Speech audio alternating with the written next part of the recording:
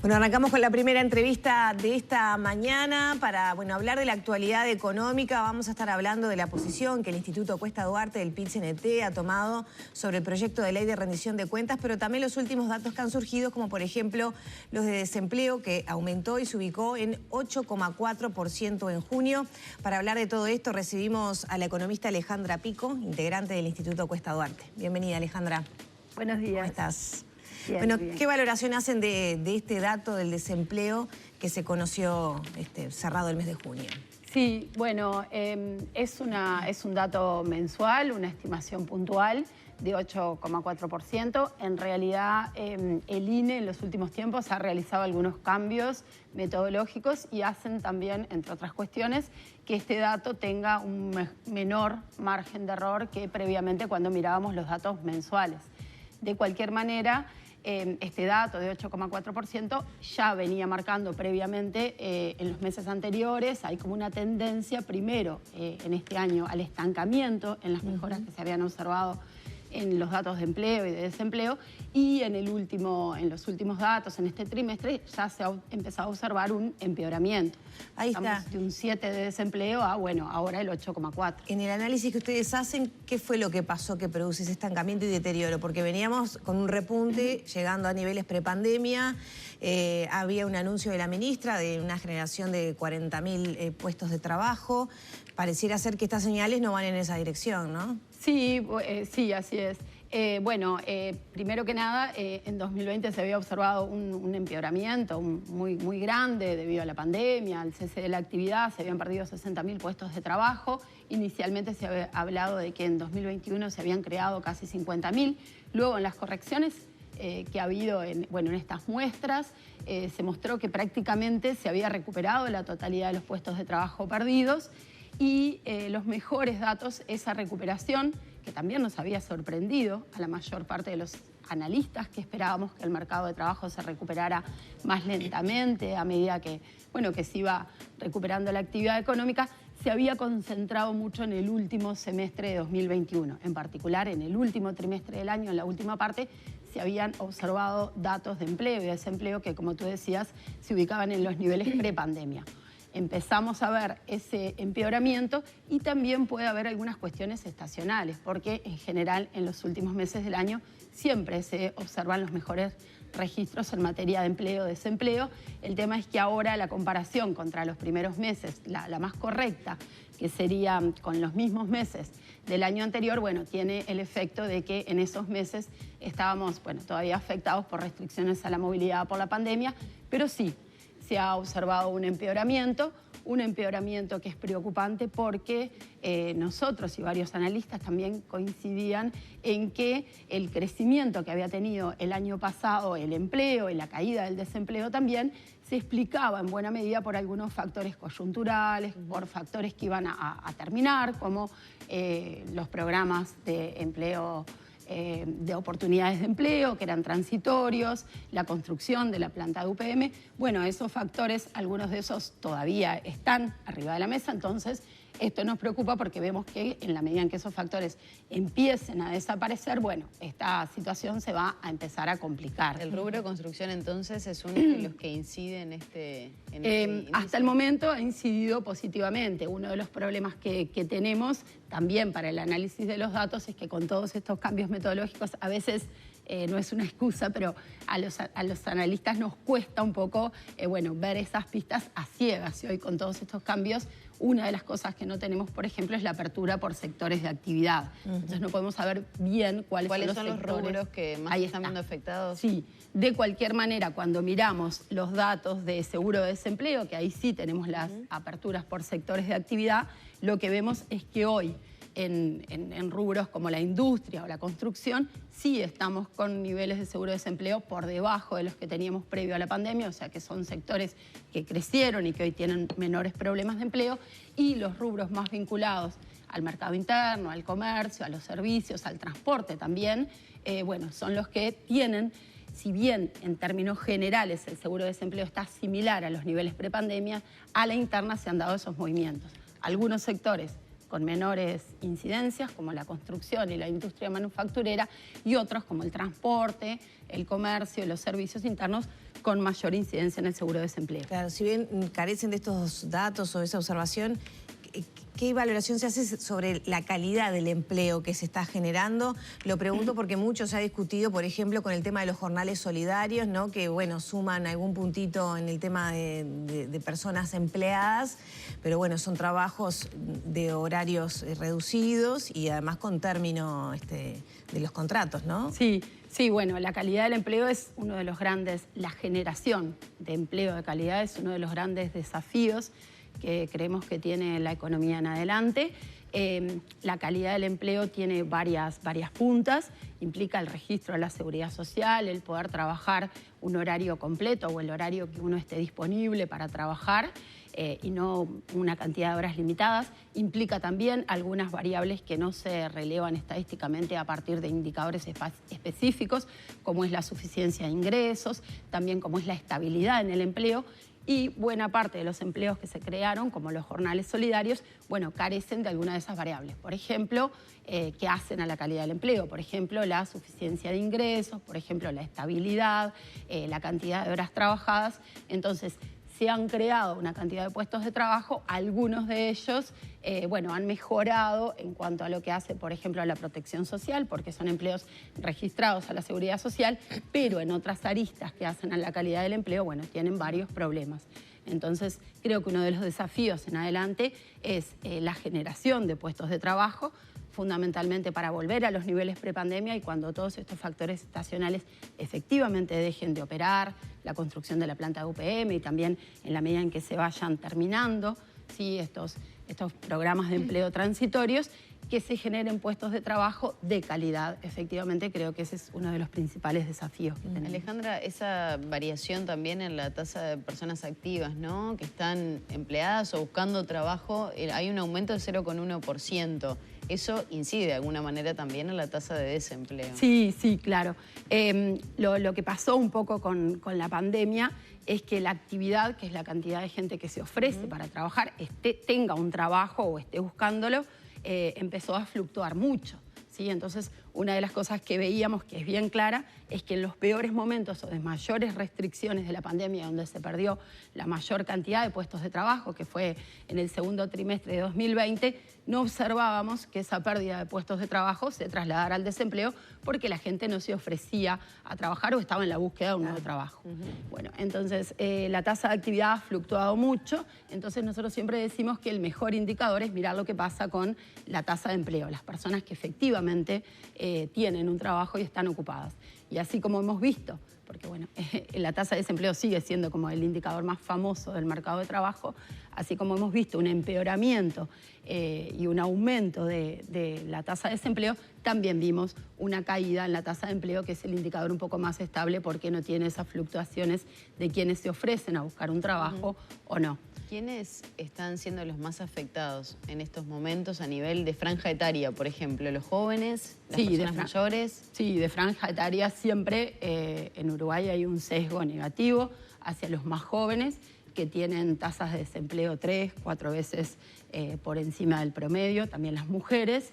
Y bueno, recientemente el INE también empezó a publicar los datos de desempleo y de empleo también a nivel departamental, y ahí también empezamos a ver grandes diferencias a nivel departamental. Por ejemplo, tanto en lo que hace al desempleo como en lo que hace a la calidad del empleo. Y entonces, ¿qué departamentos están? Hay, por ejemplo, tenemos departamentos como Rivera, que tiene una tasa de no registro de la seguridad social o de informalidad del 40%. Después tenés algunos departamentos como Cerro Largo, que tiene tasas de desempleo mucho más bajas del promedio, pero tasas de informalidad muy altas. Ahí nos están mostrando un problema de calidad en el empleo. Si bien se crean puestos de trabajo, son de muy baja calidad. Y también se están publicando los datos a nivel de los distintos municipios de Montevideo, y también se observan que, bueno, en definitiva, que ese promedio esconde realidades muy distintas. Y lo mismo vemos a nivel educativo, ¿sí?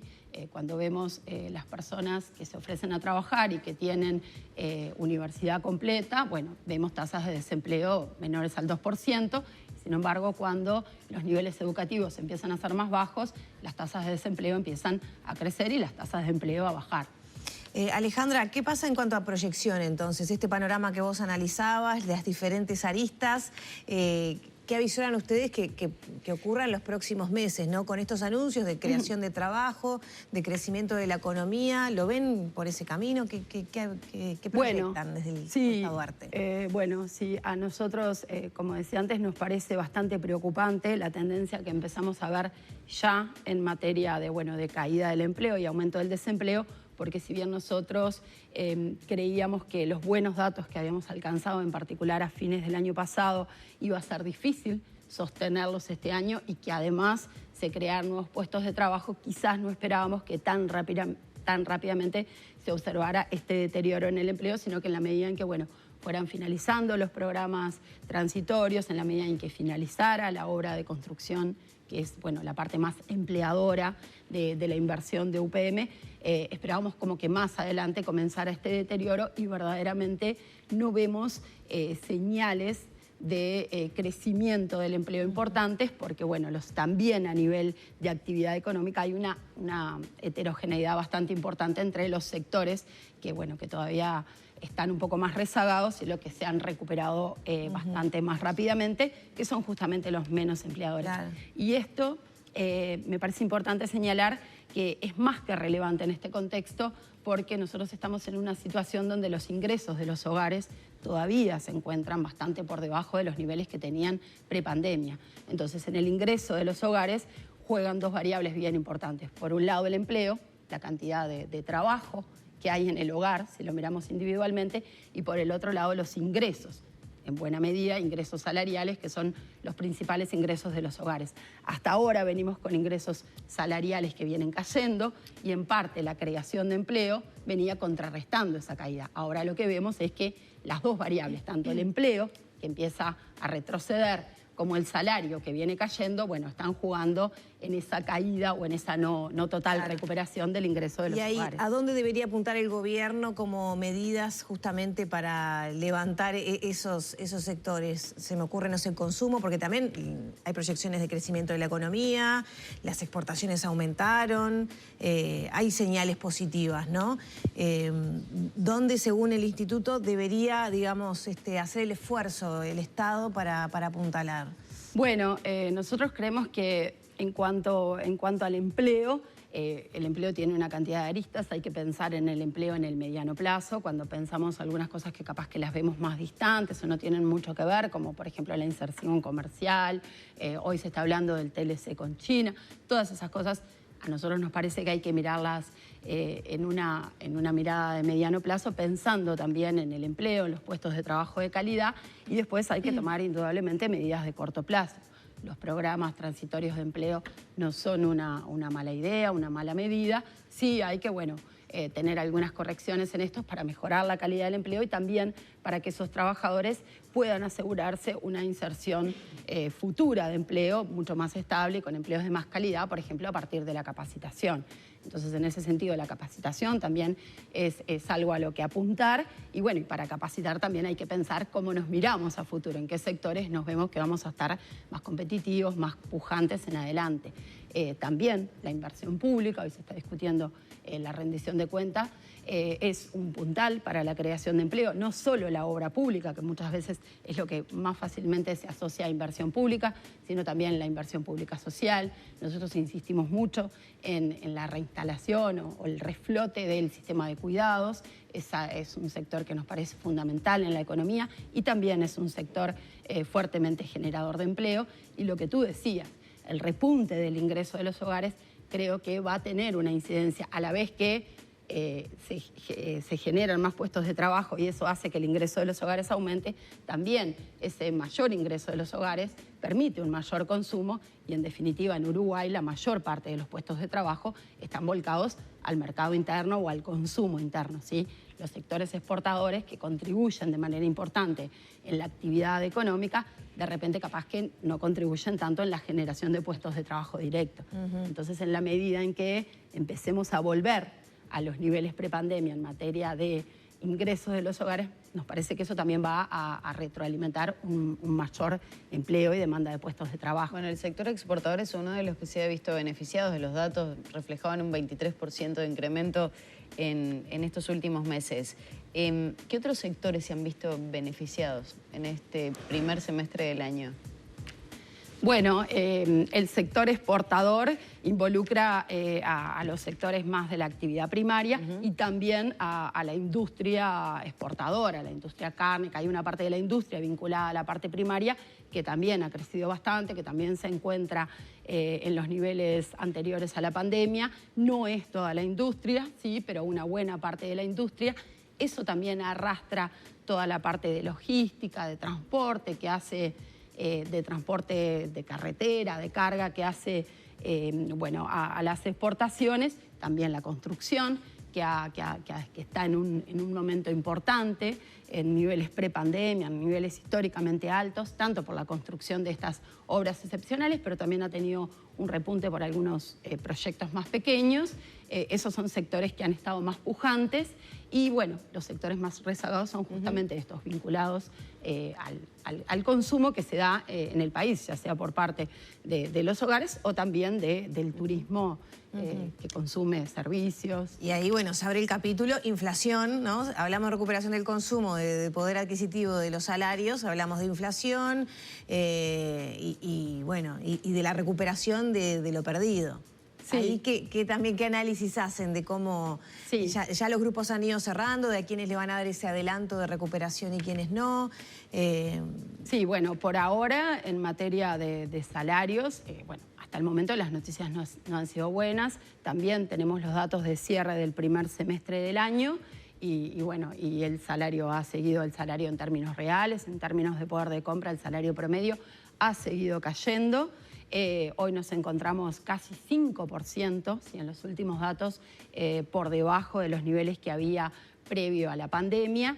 Y además, también me parece que es importante decirlo, cuando nosotros miramos y comparamos cómo estábamos en 2019 y vemos que hemos ido bajando, hoy estamos 5% por debajo, capaz que 5% no parece tanto, 5 en 100, pero cuando acumulamos todas esas caídas, hoy por hoy, los uruguayos, en promedio, los asalariados, ya perdieron un salario entero en esa acumulación respecto a los niveles que tenían prepandemia. Eso afecta de manera importante el ingreso de los hogares y, en definitiva, el bienestar, el bienestar económico al que pueden acceder las personas. Bueno, en ese sentido, nosotros para este año no vemos, más allá de que en algunos grupos de actividad en los que el Poder Ejecutivo instó a que se adelantaran los correctivos, no se dio en todos, no en todos se adelantó el 100% de esos correctivos. Para este año no vemos tampoco un panorama de recuperación del salario real. Posiblemente el salario real se mantenga estable o pueda crecer o caer un puntito, pero en un panorama de 2 años de caída, eso, bueno, es básicamente una estabilidad en el medio de una caída, así que, bueno, esperamos que en adelante los próximos lineamientos, bueno, pongan énfasis en una recuperación más rápida también, ¿sí? Porque en la medida en que, así como caímos, después nos vamos a ir acercando lentamente a los niveles que teníamos antes, todavía vamos a estar por debajo por bastante tiempo, y bueno, eso en definitiva afecta el ingreso de los hogares, afecta el consumo. ¿Sí? ¿Qué pasó con la inflación proyectada, que era bastante menor de la que tenemos hoy, que está prácticamente en el 6, 5,8, si no me equivoco? Bueno, ¿Qué se ha alejado tanto de ese rango meta que tenía el gobierno?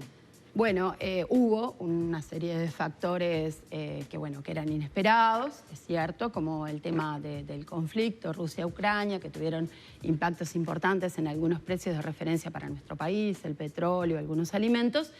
También es cierto que desde nuestro punto de vista las proyecciones del gobierno en materia inflacionaria eran muy ambiciosas, ¿sí? Más allá de estos factores transitorios, nosotros vemos que en Uruguay ha sido muy difícil que la inflación, no solo en este periodo de gobierno, sino en los anteriores, se ubicara por debajo del 7%, que era donde estaba el techo del rango meta. Entonces, bueno, lo que se planteaba en esta nueva administración era, bueno, bajarla bastante más, y al final de la administración se hablaba de una inflación de 3-4%.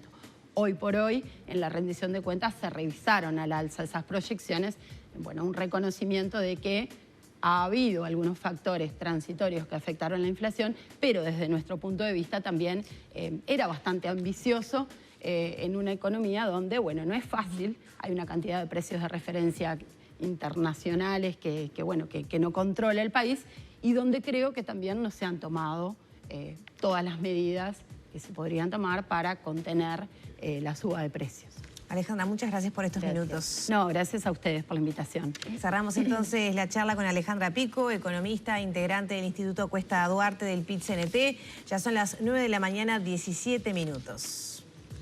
Y con estos 14 grados, la máxima pronosticada para esta jornada, retomamos el contacto con Vero Chevalier desde el móvil. Está en diálogo con Néstor Santayana, director de pronósticos del INUMET.